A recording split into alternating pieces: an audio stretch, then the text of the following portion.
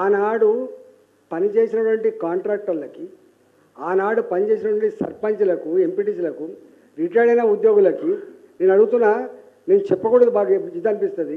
నేను మాజీ ఆర్థిక మంత్రిని కాబట్టి నాకు వచ్చి అడుగుతుంటారు, అన్న నాది 5 లక్షల రూపాయల బిల్లు ఉందన్న, జర ఇప్పిస్తావా అన్న, నాది రిటైర్డ్ అయిపోయినా నాకు ఈ రిటైర్డ్ బెనిఫిట్స్ రావాలి, ఇప్పిస్తావా, నా బిడ్డ పెళ్లి చేయాలి, నేను అప్పు కట్టుకోవాలి అని చెప్పి అంటే ఎంత శాతం తీసుకుంటున్నా?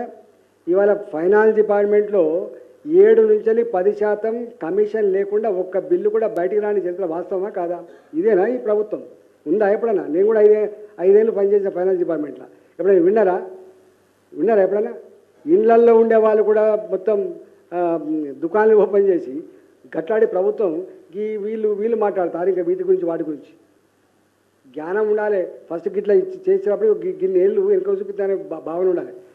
అంటే ద మోస్ట్ ఇన్ఎఫిషియంట్ గవర్నమెంట్, నేను 25 సంవత్సరాల రాజకీయాల్లో, the most inefficient government, the most corrupt government, coordination లేని గవర్నమెంట్, సమన్వయం లేని గవర్నమెంట్, ఇక మళ్ళీ వత్తో రాదో దొరుకుతో అనే పద్ధతిలో దోచుకుంటున్న గవర్నమెంట్ ఏదైనా ఉందా అంటే ఈ గవర్నమెంట్ గుర్తుపెట్టుకో.